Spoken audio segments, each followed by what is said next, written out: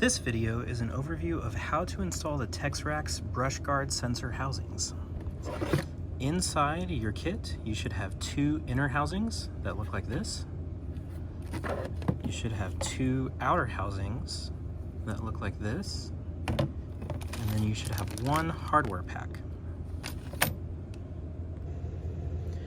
To install the housings, you need a Phillips screwdriver, a putty knife, and it can also be helpful to have a short Phillips screwdriver as well as a thin flat-bladed screwdriver.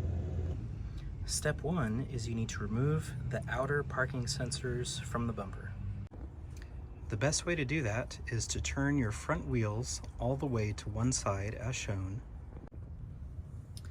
Then inside the wheel well, you're going to remove 7 screws here and here, and there's a few others. I'll roll in a picture of where those are. For removing some of the screws, if your screwdriver doesn't have enough clearance because of the wheel, this is where you can use that short Phillips screwdriver if you need it. Once you take all 7 screws out, this wheel well closeout panel just comes straight out, like so. The next step is you're going to look past this panel with the 2 cutouts in it at the inside of the bumper, and you'll see the parking sensor here.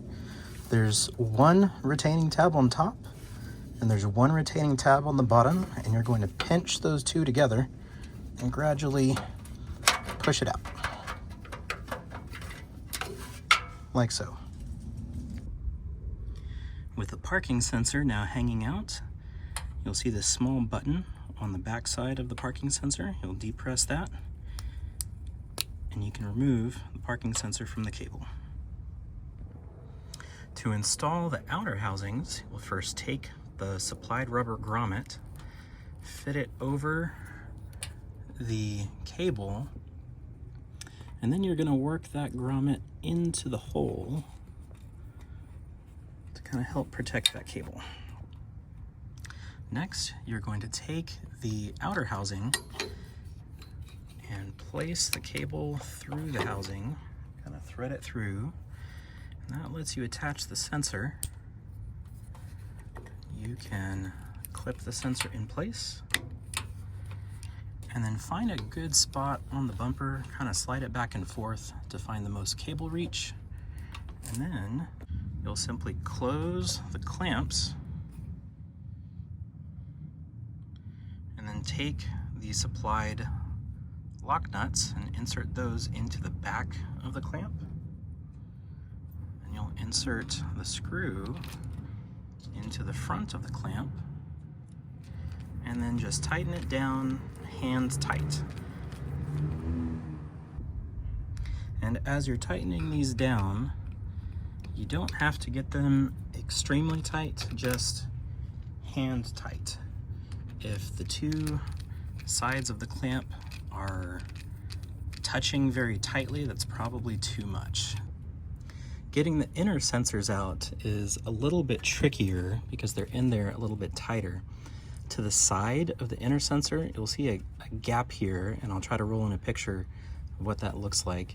You'll want to fit your hand through the gap, and then you can feel the same 2 tabs as on the other sensor, one on the top and one on the bottom. The most important tab to depress here is the one on the top. This is where you'll use your putty knife if you have one.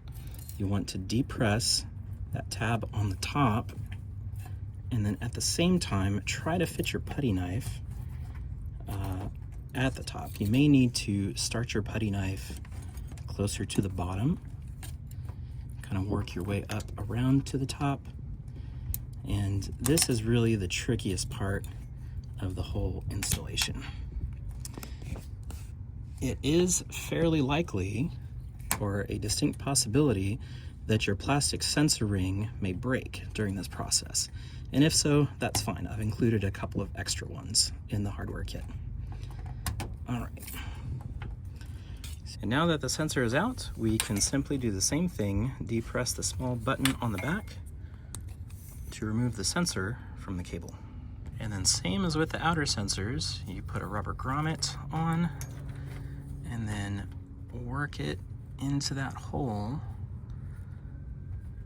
until it kind of snaps in. That's good. All right, and at this point, you can put the new housing on, and it butts up flush against this inner part of the brush guard. You'll thread the cable through that hole and then attach the sensor.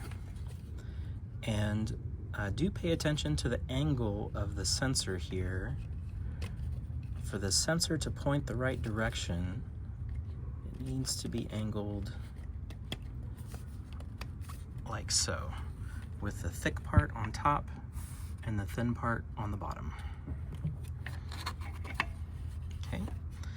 From this point, you'll simply close those clamps, just like on the outer housings. The back of the clamp gets a lock nut. The front of the clamp gets a screw with a washer, just like on the outer housings. And you simply tighten that down.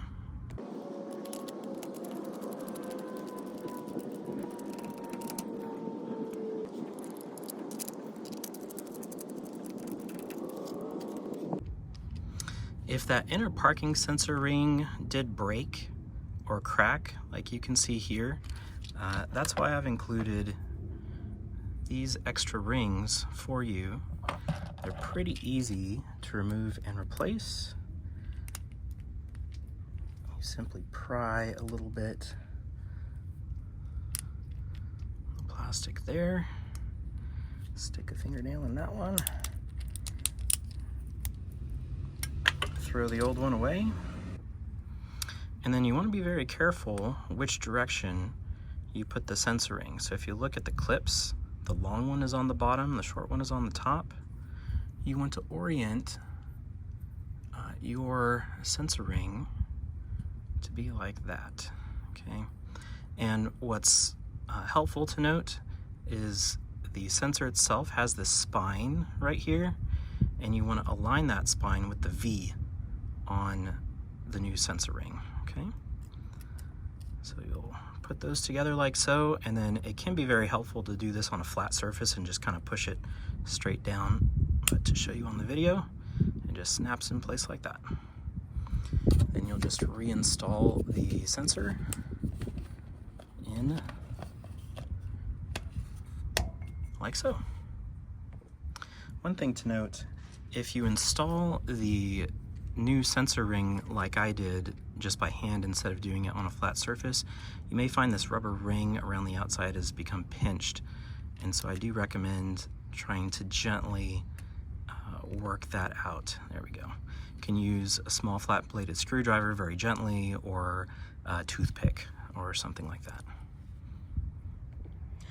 One more thing I wanted to mention is there should be plenty of cable reach for 3 of these housings. The driver's side outer housing should also have enough cable reach, but it's going to be a little bit tighter than the others.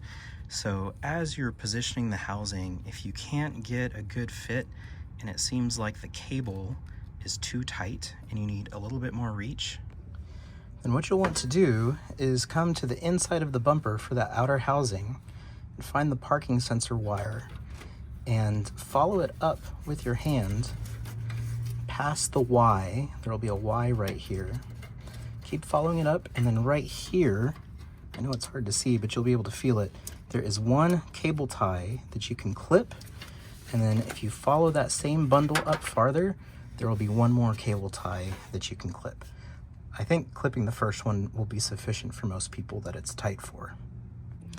After you've installed all 4 housings, remember to reinstall the wheel well fairings. You go like this.